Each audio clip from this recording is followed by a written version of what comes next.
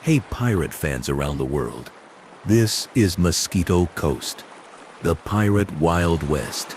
You never knew. Where jungle rivers met warm Caribbean currents, fast sloops, mosquito allies, and logwood fortunes turned a forgotten shore into piracy's roughest frontier, half marketplace, half battleground. A coastline, said little in the grand stories of ports and taverns, turns suddenly central when the lens widens. Here, imperial borders ran thin, indigenous power decided outcomes, and small fast boats outran big reputations. The promise is clear and quick. A wild west of the Caribbean, where British privateers, Spanish patrols, and Mosquito leaders played a long game of raids and treaties, where logwood money and turtle fleets bankrolled operations, where rivers became highways and courts, and where what looks quiet on a map was noisy with decisions that shaped the age. The scope runs from Cape Gracias a Dios down through Bluefields, Black River and the Corn Islands, with staging out toward Rautun and Old Providence, always evidence-led, with each claim weighed as attested, contested, or legend. Before you get comfortable, take a moment to like the video and subscribe, but only if you really enjoy and want to fall asleep with pirate stories whenever you want. Why this coast hooked so many, and why it still grips attention, begins with geography and opportunity. The main Spanish lanes hugged predictable arcs between major ports. This fringe sat a short reach away yet felt worlds apart. Safe anchorages hid behind mangroves. Lagoons stretched like mirrors under the trade-wind sky, and the reef's broken teeth opened just enough passes to welcome a captain who knew the color of water that meant safe depth. Imperial reach was long on paper and short in canoes. Local alliances were not a footnote. They were the rule book when a sloop slipped into a river mouth. The crucial facts were not the flag at the stern or the paint on the hull. The crucial facts were who waited on the bank, what promises had been kept, and how fast the current ran against the tide. Immediate magnets glittered without theatrics. Dyewoods, logwood first, then mahogany, turned sweaty cutting into export cash. Turtle oil filled casks that lit lamps across oceans. Cacao pods fell like currency. Silver moved nearby overland and coastal routes, tempting raids that were less about cannon smoke than about timing. The myth of lawlessness arrived later. In the moment, it felt more like a busy edge-of-map economy, where enforcement preferred harbors, not river bends. The present tense belongs here too. Expeditions still scan lagoons. Archives still yield letters. Coastal communities still carry names and languages that remember how these waters worked. Memory is not a relic in this story. It is a tool. A calm map moment places the listener's inner compass in the right quarter. Cape Gracias a Dios forms a wind-bent shoulder between today's Honduras and Nicaragua, where river mouths braid into the sea through sandbars that shift like napkins in a breeze. Bluefields Lagoon stretches inland like a shallow inland sea, mirror flat in morning before breezes scribble on it. Black River, negotiated and renamed across eras, channels fresh water and rumor out to the reef. The Corn Islands, bright in today's tourist brochures, once meant water, wood, and a view over shipping lanes. Farther afield, the Bay Islands and the Old Providence region served as springboards and storehouses, a loose archipelago economy where a sloop could duck in for water or a sloop could disappear like a fish in shade. Terrain equals tactics here. Mangroves do more than shelter birds. Their roots knit water and land into 100 places to tie up, patch a sail, or wait out a patrol. Bars and reef passes create a code in color. Pale means sand. Deep blue means depth. Sudden darkness might be coral or might be shadow. The crews who live by such codes learn to read the sea like a page. Surprise flows downstream in this world. A quiet canoe can move a dozen men up a river that a deep draft patrol cannot enter at all. Storms help too. Oncoming rain makes the sea a chalkboard that erases small wakes and muffles oars. Hurricane seasons, chart patterns, and the way wind bends through gaps on the coast all set the calendar for raids without anyone writing a date. Indigenous alliances and the Mosquito polity stand at the center of the wheel. The Mosquito were not passive neighbors in someone else's drama. They were decisive actors with maritime skill, political hierarchy, and networks inland and along shore that reached farther than any European fort on this coast. Recognition of Mosquito kings by British officials did not create authority. It acknowledged leverage already present on the ground and on the water. Gifts, muskets, cloth, tools, moved both loyalty and capability. Joint campaigns against Spanish settlements fused local river scents with foreign powder and rigging. Cultural exchange did not happen in a museum. It happened at sea. Phrases crept into shipboard slang, canoe design informed how periaguas were built, tactics adapted in both directions, attested British Mosquito coordination in raids and patrols, contested the neatness of later narratives that make every alliance stable, and every promise kept. Reality was closer to weather patterned, but full of squall. The frontier economy paid the bills that courage alone could never cover.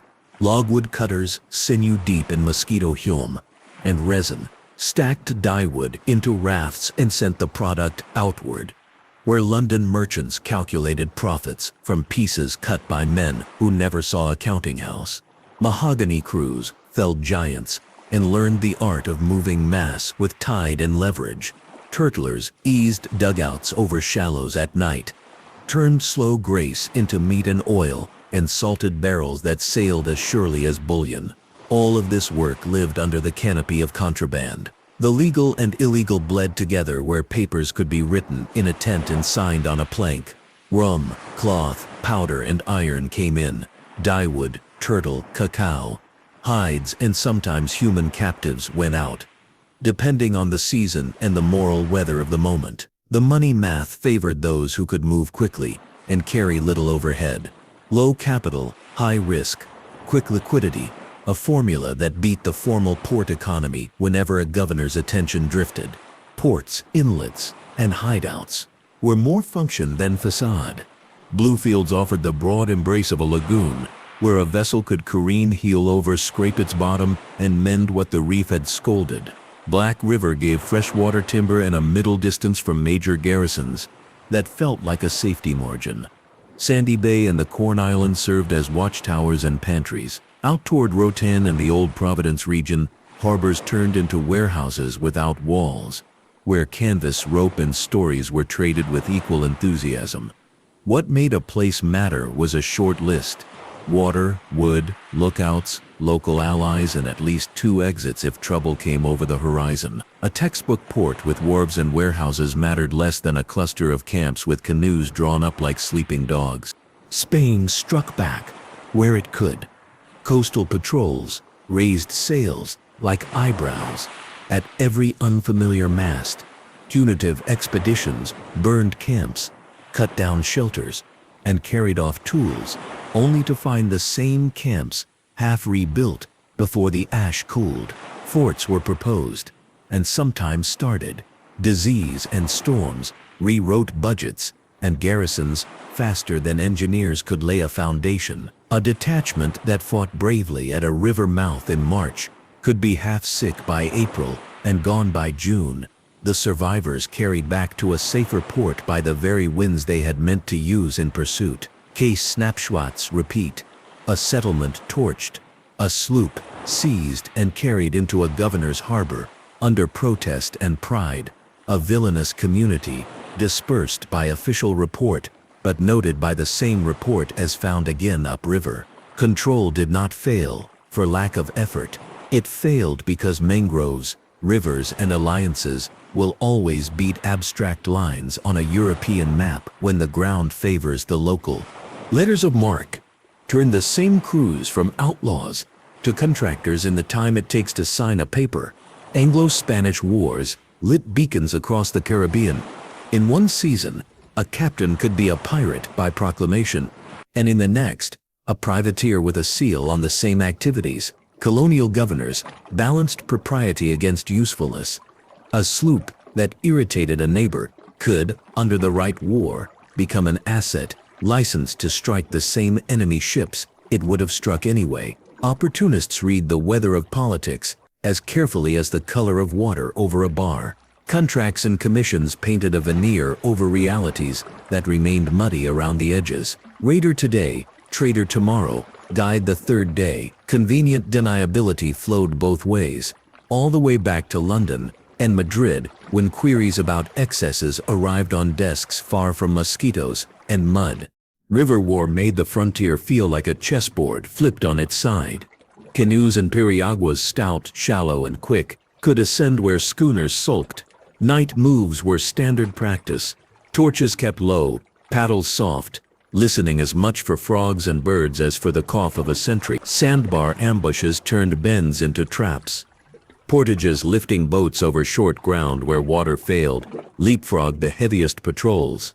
The corridor along the San Juan to the lake and beyond tempted strategists who dreamed in canals and in lines on maps. Campaigns gathered the bold and the unlucky, marched fever into the ranks and wrote lessons in sweat. Tropical rivers are not highways for those who do not love them first.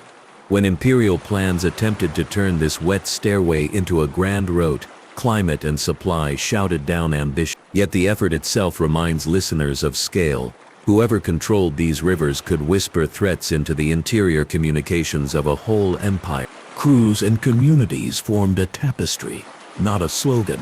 Mosquito navigators and hunters sat at the bow and read river and reef by sound. Creole craftsmen repaired hulls and rigging with precision, learned from fathers and uncles. African-descended maroons, runaways and their descendants, brought knowledge of coastal survival and inland trails that doubled the map's width in an afternoon. British sailors rolled canvas and counted shares with eyes on the weather. Others from across the Caribbean mixed in, each with a word, a habit, a superstition. Camp life stitched these strands into daily routine. Nets went out, fish smoked over slow fires, meat hung from poles. Barter with inland groups exchanged iron and cloth for food and knowledge. Justice did not arrive at the end of a gavel. It arrived as a gathering around a fire, as a quiet word from a respected elder, or as a cut in shares when laziness or theft cost the group a day. Paths to freedom and captivity crossed here without warning. A man could leave a plantation, find a crew and build a name. He could also be captured and marched under guard to a fort that knew only categories that never fit real lives. Rough justice and custom replaced books. No one carried up a tributary. Shares mattered more than speeches. A prize taken meant division according to prior agreement, part to the captain, part to officers if they existed. A portion to the crew, a portion held back for repair and future stores. In camp, disputes settled in forms that varied by habit. Some used coins, some used labor, some used exile as the last and hardest punishment. Formal articles from buccaneer days existed in memory and sometimes on paper, but rivers and lagoons demanded adaptation. Theft from a common store bit twice, once in loss and once in trust, so penalties bit hard in return. Desertion could be forgiven if it led to a better alliance. It could be punished if it put the rest in danger. Here law traveled by canoe and wore the faces of those present. Craft and tactics favored small over grand. Sloops and schooners with modest draft, spars that could be struck quickly, and crews that knew how to take in canvas at the first hint of a squall did better than heavy ships bristling with guns. They could not bring into shallow water. Periaguas, broad, stable canoes hewn from single trunks or planked to size, carried men and goods over bars that would make a frigate captain curse and turn away. Surf bar crossings needed nerve and skill. A hand on the tiller, reading the rhythm, could time a break and slide through where a misread would capsize the unwary. Bar channel reading was not a trick. It was an education learned in ankles and eyes. Reef shadowing, a tactic of running in the lee of the coral where ocean swell loses its strength, made a fast boat faster. Logistics were humble and decisive. Fresh water first, always. Smoked turtle and salted fish kept bellies full without rotting. Wooding, gathering fuel and timber went on whenever time allowed, because a mast split by gust or a spar cracked by error could end a voyage faster than any enemy. Smuggling lanes and supply chains, drawn on a glass pane, looked like spider silk after a rain. Routes to Jamaica offered markets, powder, and the kind of gossip that functions as intelligence. The Bay Islands served as a mid-journey pantry and hospital. Cayman crews traded turtling knowledge for rum and hardware. Upland trails connected to inland contraband markets, where plantation houses and smallholders alike swapped coin for goods they were not supposed to have. False flags turned into a language of convenience. Forged papers gave a patrol just enough to hesitate. Rendezvous signals across lagoons, smoke at noon, a lantern at a certain height, a sail reefed in a particular way turned the coast into a private code. Buyers were not only roguish mariners, garrisons bought food when budgets failed. Plantation managers bought tools when shipments missed their tide. In a frontier economy, demand looks a lot like necessity, with the labels scratched off. Myth versus record sorts itself cleanly when patience is applied. At tested elements stand tall. Mosquito alliances, joint raids, logwood camps that rose and fell with seasons, and privateering cycles that stamped official wax onto familiar actions. Contested elements shrink under scrutiny. Perfect treasure caves mapped with skulls and arrows. Cinematic pirate towns, with taverns every 20 paces. Grand sea battles, fought a mile inside river mouths.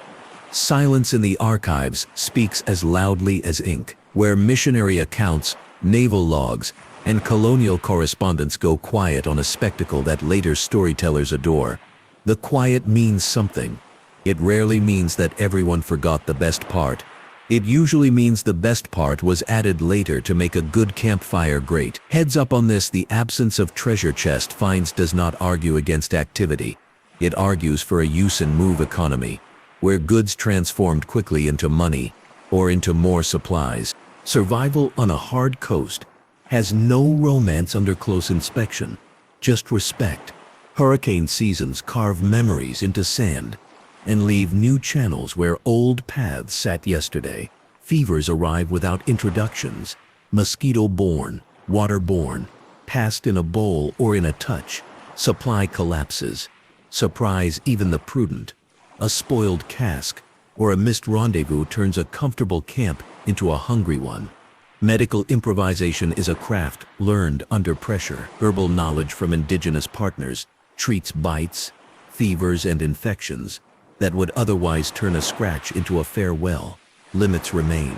A broken leg deep inland complicates the arithmetic of compassion. A storm that carries away half a camp leaves the other half to decide between rebuild now or retreat and return. Many disappearances blamed on curses were likely the ordinary cruelty of weather and disease. Profit and risk, counted over a year. Explain why this frontier never emptied. Share systems under privateer commissions promised a cut of each capture after fees. Freebooters without papers kept more praise, but carried greater legal risk. Typical hauls from small coasters, flour, cloth, tools, coin, seemed dull until multiplied by frequency. Outfitting costs, hull repair, canvas, powder, food, turned every quiet week into profit or loss depending on whether a captain saw maintenance as discipline or as delay. Loss rates were real. Wrecks on the reef wrote sudden endings.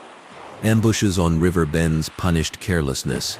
Arrests in foreign ports reminded everyone that a commission earned in one harbor could sound hollow in another. A quiet pivot many captains made away from constant raiding toward timber or turtle was not a surrender. It was an investment in steadier returns with fewer funerals. Women on the coast do not stride into the record with the same noise as famous captains, but they anchor it in ways the paper trail only half catches. Traders took canoes upriver with cloth, beads, and iron. They came back with food, news, and agreements. Households in seasonal camps stabilized men who might otherwise have drifted in and out with the tide. Information traveled along kinship lines that ignored the flags ships flew. Alliance building often began in kitchens and courtyards, not on beaches. Glimpses in letters and ledgers show names involved in barter, in refuge, in warning a camp before a patrol arrived. Gaps remain, and they deserve mention without fantasy. Where the record is thin, the acknowledgement matters more than imaginative filling. The social glue beneath raids often had a woman's hand on it. even when official eyes refuse to see. Case files and personalities turn generalities into episodes.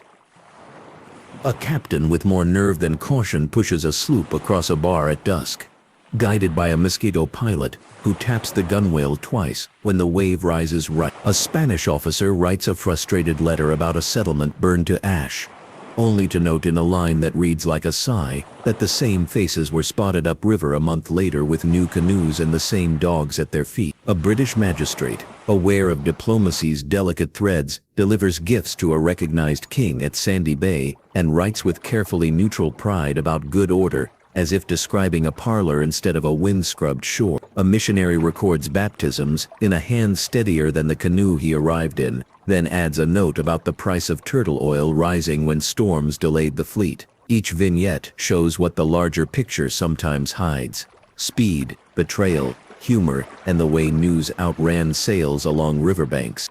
Archaeology and material traces show what stories often promise and sometimes miss. Surveys uncover camp scatters, shards of bottle glass, iron fastenings, nails hammered flat and repurposed, ballast stones where no bedrock offers them. Timbering sites carry the ghost grid of old work, stumps in a line, cut marks at a height that marks the average shoulder of a man long gone. Ballast dumps at lagoon edges create false coves of rounded stones from distant quarries. None of these feels like a treasure chest, because that is not what this economy mag. The use and move rhythm left few monuments. Coastal change helps the disappearance along accretion hides what erosion sometimes reveals. A storm exhumes a scatter, and the next storm buries it as if remembering modesty. Law, treaties, and great power politics made a paper weather that sometimes rained and sometimes blew away. British recognition of Mosquito leadership, for reasons of strategy and commerce, offered a counterweight to Spanish claims along shore. Spanish protests wrote eloquence into dispatches and added urgency to patrols. Protectorate claims shifted like tides, firm in London or Guatemala City, and soft in a mangrove creek at dusk. Conventions forced evacuations or relocations when metropolitan diplomats needed a neat line on a map for a year or two. Then local practice returned, adapted and smiling. Gray zones nurtured the Wild West feel, not because people disliked law, but because distant law did not seem to understand river mud.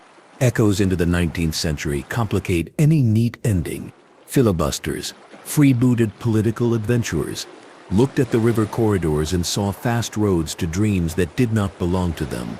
Canal schemes sketched ambitions across waters that ignored ink. The transition from pirate privateer economies to banana, rubber, and timber frontiers changed the names on payrolls without erasing the value of local river knowledge. New flags rose, old tactics guided the boat. Crews who had once guided raiders guided engineers, surveyors, and company men who learned, sometimes too late, that a map line does not tame a current. Decline and transformation came from a different set of tools. Steam power pushed deeper into rivers, though not everywhere. Stronger state presence seeded lighthouses and chart updates that made the surprise of a bar less likely. For outsiders, professional navies gained speed of communication and coordination that punched holes in improvisation. Coastal towns consolidated. Papers were demanded where handshakes had once stood in for them. Law finally looked like uniforms and stamps, not canoes and consensus. Though under the surface, practices survived. Quiet smuggling, family networks, the art of crossing a bar in a swell without announcing it to the world. Legacy and identity live in present tense mouths and music. Maritime skills, how to hear a squall coming through a gap, how to read the color of a lagoon under high noon, are still taught. Language carries loanwords and rhythms that tie the coast to wider Caribbean currents. Oral histories recount raids without romance and alliances without apology. Mosquito, Creole, and Garifuna communities remember the coast as work, risk, and pride. Place names keep stories the way a shelf keeps books. Bluefields, Sandy Bay, Black River, Corn Islands, each a title, each still illustrated by lives. Family names link campfire tales to today's boat launchers. Pride intertwines with pain and pragmatism. Few tell a simple story and none need to. Ethical travel and storytelling matter because the coast is not a stage set. Respect for communities and land rights replaces a treasure hunting fantasy with curiosity that pays attention. Protected waters exist to guard life. They are not obstacles to someone else's adventure. Engagement with sources and sites works best through museums, community historians, and the people whose grandparents shaped the shoreline with their hands.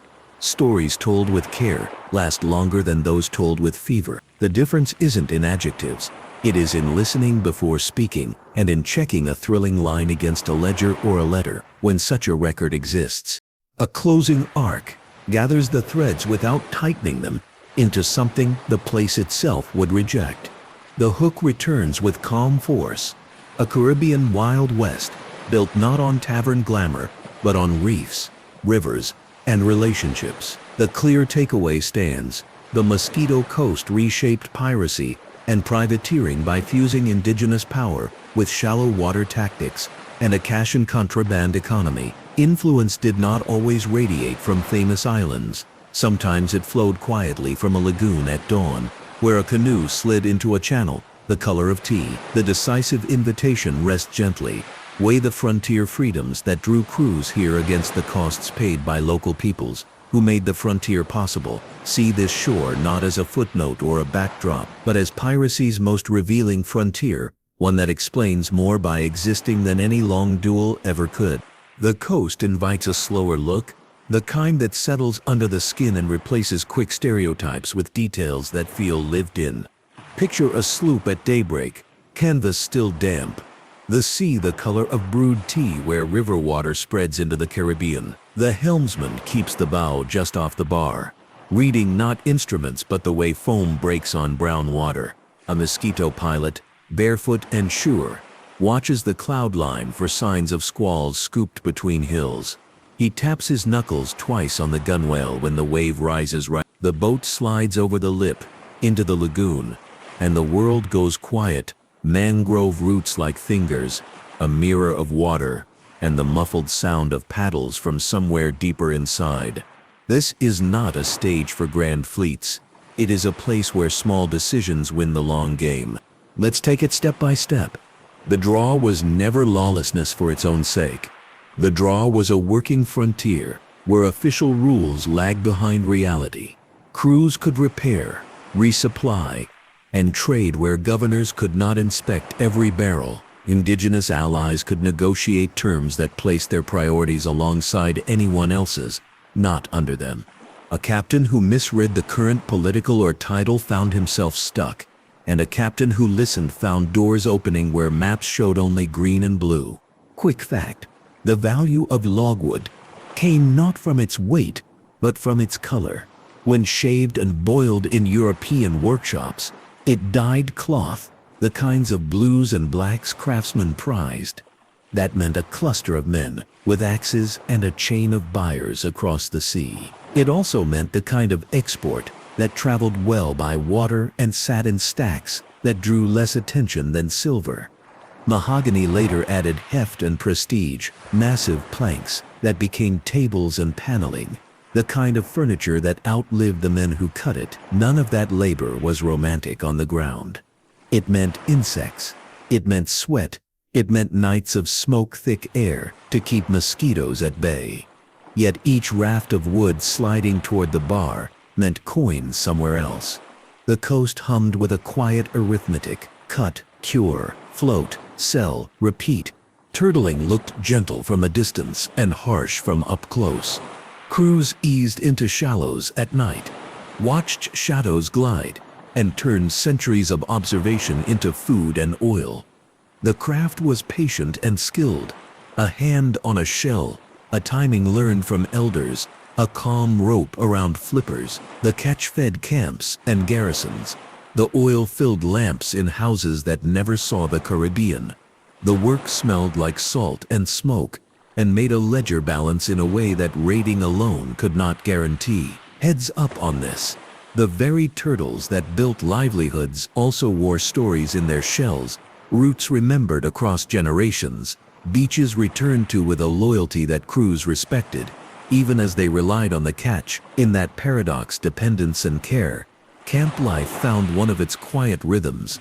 The outline of Spanish response is familiar in records across the Caribbean, but the Mosquito Coast gave it a specific face.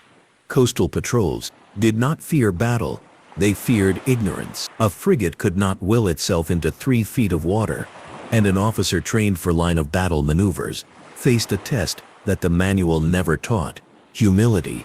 Punitive expeditions worked when they met their targets on beaches or in open river mouths. They stumbled when they chased into creeks that narrowed without warning, or when storms turned a week's schedule into a month's. Garrisoning required more than soldiers. It required fresh food, healthy water, and the knowledge that a spring fever would not have the roster before the next set of orders arrived. So camps burned and reappeared, sloops were seized and replaced, proclamations disbanded settlements that kept living in different places, under different names, with the same dogs, sleeping by the same fires. Between wars, paper flowed like tides. Letters of marque made familiar crews respectable to some, and intolerable to others. A captain who 1 month dodged patrols could the next present himself to a governor, hat in hand, commission on paper, and carry similar goods along similar routes, with a new stamp affixed. The European chessboard, wars declared in royal halls, moved the pieces from Tortuga to Jamaica, to the Bay Islands, to the Mosquito shore, but it did not change the shape of the board on the ground. Rivers, bars, winds. Practical men adjusted, and practical allies responded in kind. A welcome extended to a privateer did not erase a memory of a broken promise last season. It hedged against the new risks, while extracting the new benefits.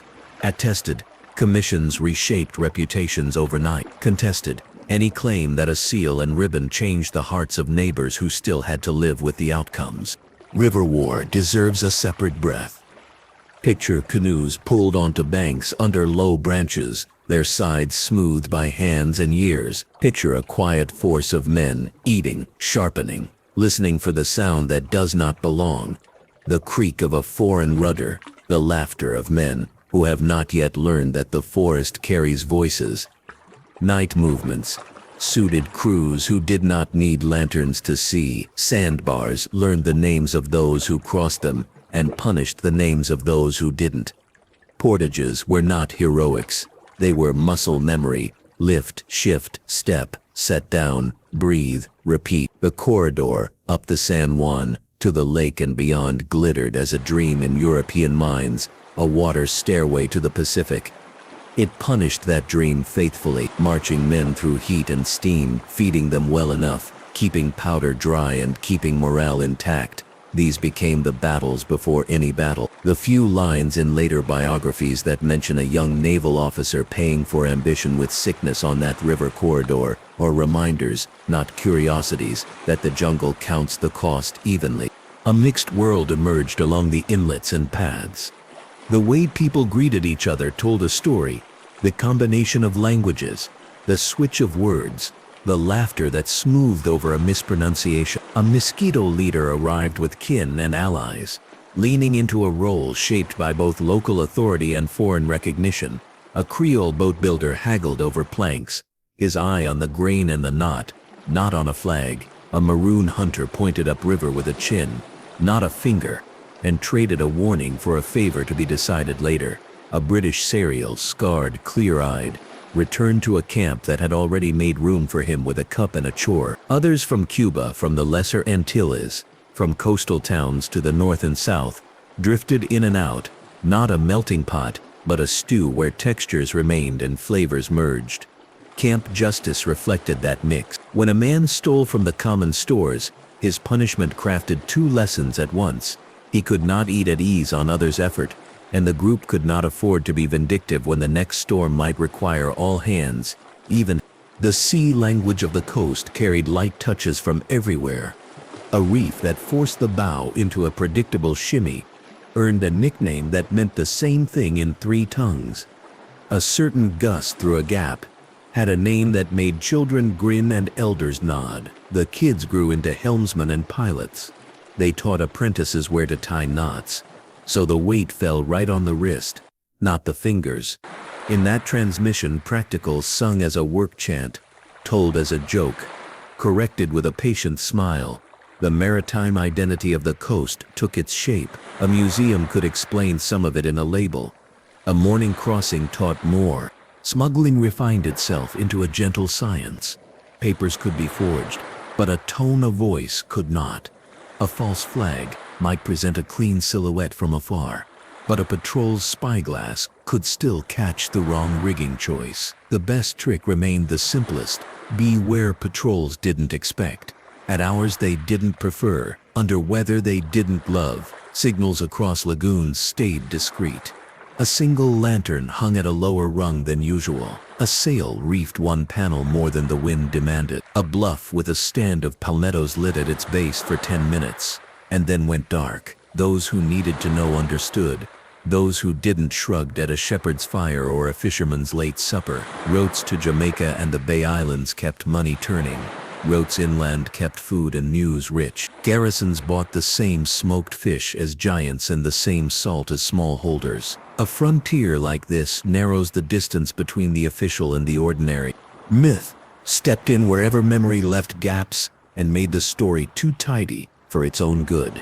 Tales of entire buried cities of thieves, row after row of taverns, and brazen signs on beaches do not match caches of bottle glass and iron nails. The place gave work to imagination, but it did not surrender to it. Eyewitnesses who cared about accuracy recorded weather and wood, a scarcity of nails, a sudden fever, and the way a certain river changed course by a dozen paces after a storm. Where later writers set skulls on maps, earlier records set depth soundings and the direction of prevailing winds in the wet season.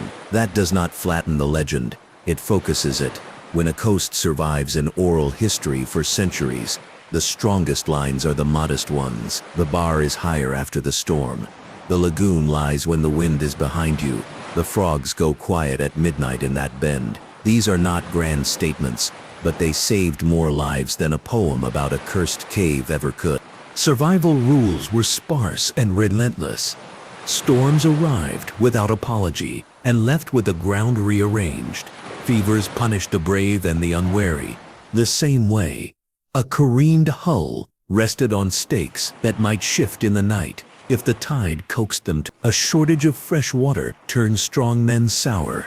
Medicine arrived in the form of leaves bruised into paste, bark shaved into tea, and prayers said under breath while someone cooled a forehead by a smoky fire. The community's knowledge, particularly held by women and elders, closed the gap between what a sailor knew and what a forest insisted required respect.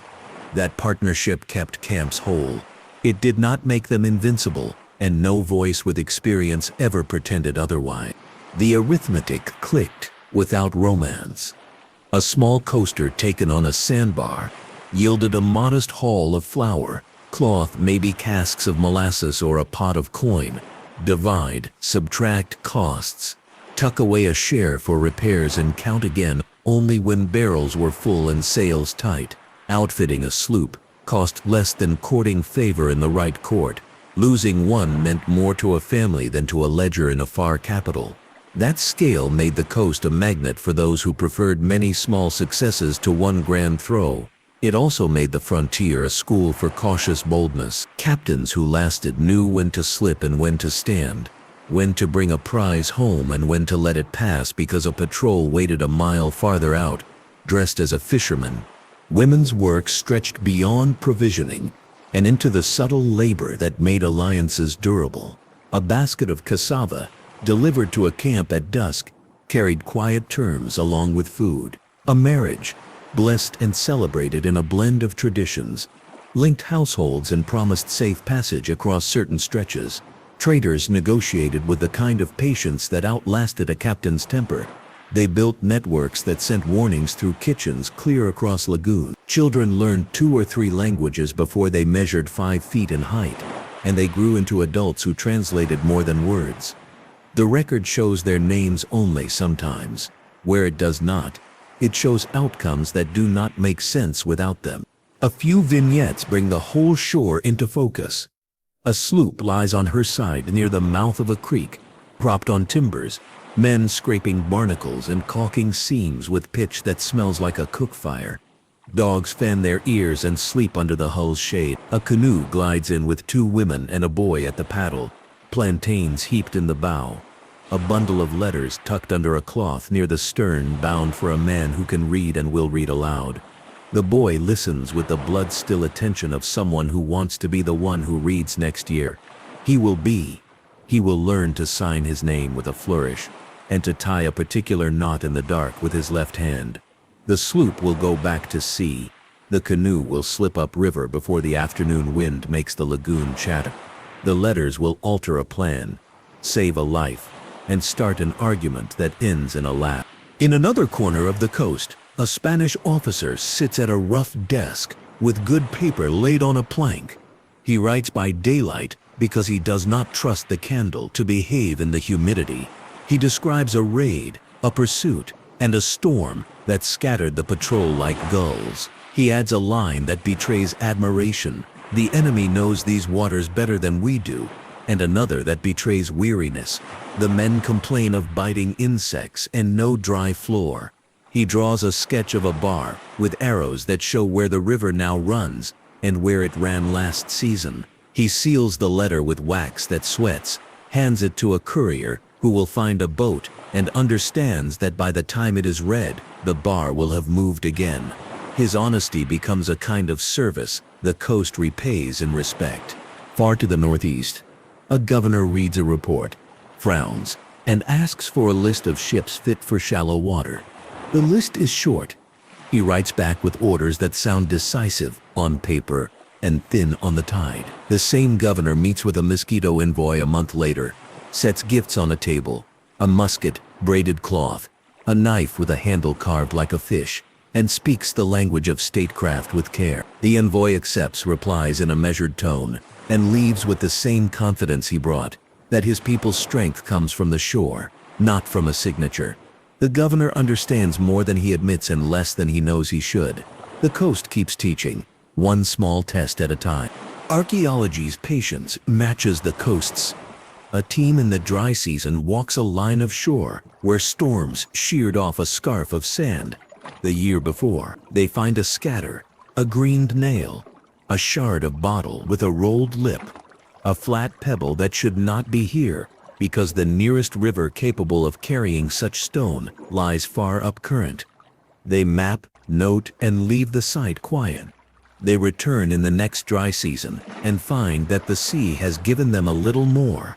Another team follows a trough in the lagoon floor and finds a bed of stones, rounded, wrong for the geology, right for ballast. None of it is a chest. All of it confirms life lived in the cadence the record already suggests. Later a storm returns what the sea borrowed, and they switch to another cove, patient as hermits and as stubborn as mangroves. The law insists on making sense of a place that resists neat lines, and treaties draft sense into paragraphs whenever possible. Recognition of Mosquito kings by British officials wrote a shape into a relationship already working on its own logic. Spanish protests wrote conscience into government that faced the insult of raids and the limitation of resources. Protectorate claims labeled a coast that had long ago labeled itself in practice. Conventions drawn up at tables far from the smell of salt required evacuations that lasted longer on paper than on land. The coast tolerated the theater, adapted around it, and went on, where paper law aligned with lived law. Respect for a fishing ground, a promise about a river mouth. Peace lived there like a bird on a nest. Where paper law contradicted lived law, tension returned until someone remembered which one fed families. The 19th century poured new kinds of ambition down old channels. Filibusters saw the river corridors and imagined banners where households imagined sleep. Canal planners traced in pencil across wetlands that erased their wrongness in an afternoon thunderstorm. Contractors arrived with boots and marching orders and left with stories about how the land rejected hurry. At the same time, new export frontiers, bananas, rubber, timber, converted the vocabulary of raiding into the vocabulary of logistics. The same pilots who could land a periagua at night could land a company, launch at dawn, The same women who once traded iron and cloth traded tin cups and soap. Wages replaced shares, ledgers grew thicker, the cost did not disappear. It moved into different columns and touched different nerves. Steam did not conquer every bend. It did change possibilities. A shallow draft steamer nosed where a deep keeler would never try, and then stopped, humbled, when a fallen tree crossed the channel like a bar. Lighthouses looked west with steady eyes and made reef work less cruel for those who could afford to carry charts. Telegraph lines elsewhere quickened decisions on this coast by a day or a week, not by an hour. The frontier thinned as uniforms and stamps made appearances in more coves, yet beneath the new formalities old habits survived with the discipline of things that work. A certain stroke with the paddle, a certain way of loading cargo, so a boat sits right on the wave, a certain habit of listening for voices that should not be there. Smuggling did not vanish, it learned new faces. Legacy refuses to live in glass alone. Music carries rhythms that roadmen kept with paddles and that women kept with mortars and pestles. Language picks up and keeps words that have no equal anywhere else. Children still learn to watch the horizon and to taste the air when the weather changes. Oral histories do not fear contradiction. They welcome each other with phrases like, "as my grandmother told it," and "as the old men say at dawn." Each recollection adds a layer that makes the past wider, not narrower. In that widening respect grows, not as a polite guest, but as a resident understanding of how many sorts of people made the coast what it was and is. Ethical storytelling asks for no special ceremony, only for listening to precede speaking, and for curiosity to be matched with care. The coast is full of protected waters, not because someone wanted to slow down tourists, but because life there regrows at its own speed. Community historians, people who keep records in desk drawers and in memories as carefully as archives, keep them in temperature-controlled rooms, offer context that turns a neat theory into a generous truth. A respectful traveler leaves a lighter wake than a reckless one, and learns more. The portrait, at this point, is not a romance of piracy. It is a panorama of a frontier where piracy was one of the occupations that fit the setting. The Mosquito Coast did not imitate Tortuga or Nassau. It built its own form of power, grounded in shallow water, tall trees, and the way courage looks when it's quiet. It measured time in seasons, not in headlines. It measured achievement in return trips, not in ballads. Its story replaces the urge for a single famous name with a respect for many names and ledgers, letters and family lines. A slow walk through the closing ideas steadies the mind. The coast worked because relationships worked between Mosquito leaders and British officials, between camp cooks and pilots, between children and their elders, between rivers and the sea. Those relationships adjusted under pressure. When Spanish patrols grew bold, camps moved. When storms rearranged channels, knowledge shifted and made itself new. When wars issued commissions, crews took them and did what they had done with a new stamp on the same barrel. When treaties insisted on neatness, the coast taught neatness how to coexist with the honest mess of life. Quick fact: canal dreams on this latitude are older than many realize. The sea whispered them into ears, because from a height, water looks like a road. The coast answered with mud, with fevers, with the physics of lifting boats over places where even a canoe must be carried by hands. That answer did not shame ambition, it seasoned it. Ambition sometimes thinks only of distance. The coast taught it to think of height, heat, and the human heart under a wet shirt. That is not a small education. It helps at the end to listen again to a morning on a lagoon. A boat moves so gently it seems to float without effort. A kingfisher dives and shakes itself clean on a branch that leans like a question mark over the water. Voices carry two men discussing whether the sandbar has moved. A woman calling a child to hold the other end of a net, the scratch of a dog that doesn't want to get up yet. Farther out, the sea meets the river in a line that shifts with each hour. Beyond that, someone who doesn't know the coast looks for a harbor that the map promised and hears only wind. The lagoon always knew both sides would be there. The map did. A careful recap honors the shape that held all these moments together. The Mosquito Coast drew and held crews because it offered more than hiding places. It offered a way to live and work on terms that were not dictated by the biggest ship or the loudest proclamation. Indigenous power was not a background note. It was the keynote. Shallow water tactics were not makeshift. They were refined. The frontier economy was not a thin excuse. It was the scaffolding that kept communities intact through seasons and wars. Spanish reprisals were real and often brave. Geography and alliances made them expensive. Letters of marque blurred lines to the benefit of those who understood how to read a political tide, as well as a tidal bar. Rivers were roads, courts, and occasionally ambushes. They were also the reason this story does not belong to a single city or a single hall of power. For what declined here was not human skill, but the need for the exact arrangement that made piracy profitable. Technology, charts, stronger states, and new economies edited the script. What remained were the people, their songs, their words, their boats, their pride, and the places, the bars, the passes, the lagoons that continued to demand respect. The coast did not become tame, it became itself with different pressures on it. The endpoint in a story like this is not a closing door. It is an opening invitation. The frontier's costs belong in the same frame as its freedoms. Local peoples paid in labor, in risk, and sometimes in life, for a way of living that kept outside power from drawing too straight a line on their shore. Their successes were practical and cumulative, not spectacular and singular. That is why the coast teaches better than it dazzles. It shows how decisions that fit a place can outlast decisions that fit a paper plan. The narrative returns to its first promise without changing tone.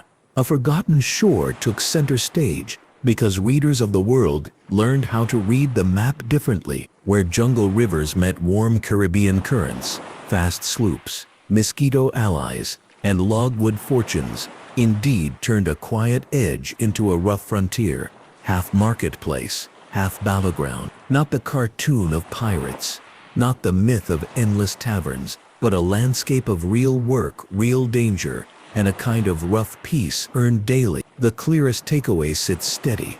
The Mosquito Coast reshaped piracy and privateering by fusing indigenous power with shallow water craft and a frontier economy that valued speed, knowledge, and relationships over show. One last image carries the weight home. A sloop edges out of a lagoon at dusk, the bar inactive for once, the swell cooperative. In the stern, an older woman ties off a bundle with the expertise of someone who has seen every mistake and made fewer because of them. In the bow, a pilot listens to waves he cannot see yet. Midships, a boy fingers a coin and asks a question about the next bend in the river they will visit when they return. The answers come with patience. They always have. The sea darkens. The last mangrove root disappears under shadow. The boat finds the pass and leans into it. The frontier is not behind. It is within the people who know this water. And for anyone who has listened closely tonight, that frontier is no longer a blank at the map's edge, but a living, instructive place where pirates learn to be very small and very skilled in a very large world, and where communities taught that skill to anyone wise enough to listen. The curtain falls softly, not with a clatter, because this shore deserves a quiet nod more than a shout. The lesson stands where wind meets river.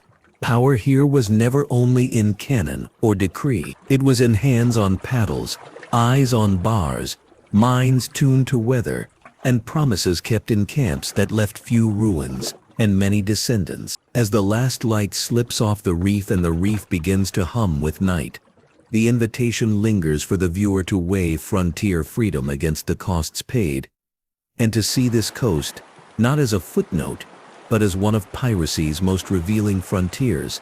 An honest teacher, steady as a tide.